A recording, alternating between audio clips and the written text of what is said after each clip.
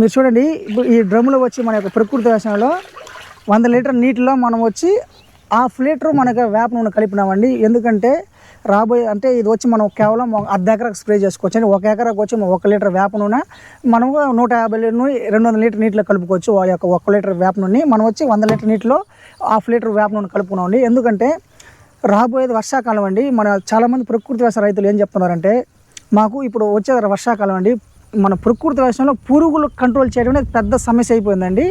So దానికి మాకు ఇంకా రాబోయే వీడియోలో మనం మొత్తం పురుగులు ఎలా కంట్రోల్ చేసుకోవాలి, తెగుళ్ళని ఎలా మనం కంట్రోల్ చేసుకోవాలని మన యొక్క వీడియో పెడతామండి.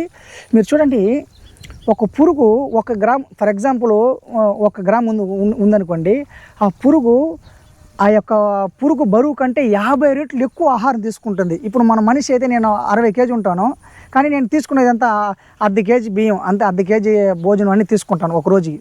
కానీ పురుగు అట్ట కాదండి. 1 గ్రాము ఉండే సైజు పురుగు 50 గ్రాముల యొక్క ఆకులను తీసుకుంటుంది. అంటే 50 రెట్లు ఎక్కువ ఆహారం తీసుకుని తింటూ విసర్జన ఎక్కువ ఇవ్వడం వల్ల మన యొక్క ఫార్మర్స్ ఎక్కువ నష్టపోతున్నారండి. సో మనం ఇంకా ప్రకృతి వ్యవసాయంలో పురుగులను ఎలా కంట్రోల్ చేసుకోవాలనే కోసం మన యొక్క వర్షాకాలం రావడం వల్ల మనకి రోజు అండి ఏ కషాయం, ఏ పురుగు, రసం పీల్చే పురుగు కోసం ఏ యొక్క కషాయం, ఆకులు తినే పురుగుల కోసం ఏ కషాయం, తెగులు గురించి అన్ని దానికి ఒక కషాయం మీకు ముందుకు తెస్తానండి. సో దయచేసి మీరు కూడా ఆ యొక్క పురుగుల మందులు కానీ వీటి గురించి కానీ మీరు ఎక్కువ వాడకండి.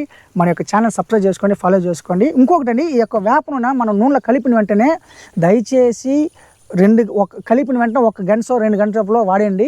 ఎందుకంటే మనం ఎక్కువ ఉంచినామంటే నీరు అనేది నూనె అనేది సపరేట్ అవుతుందండి, అంటే మిక్స్ అవ్వదు. ఎందుకంటే ఇది యాసిడిక్, అది ఒక ఆల్కలైన్ కాబట్టి మిక్స్ అవ్వదండి. సో మీరు కూడా దయచేసి 2 రోజులు 3 రోజులు పెట్టుకోవద్దండి. Thank you.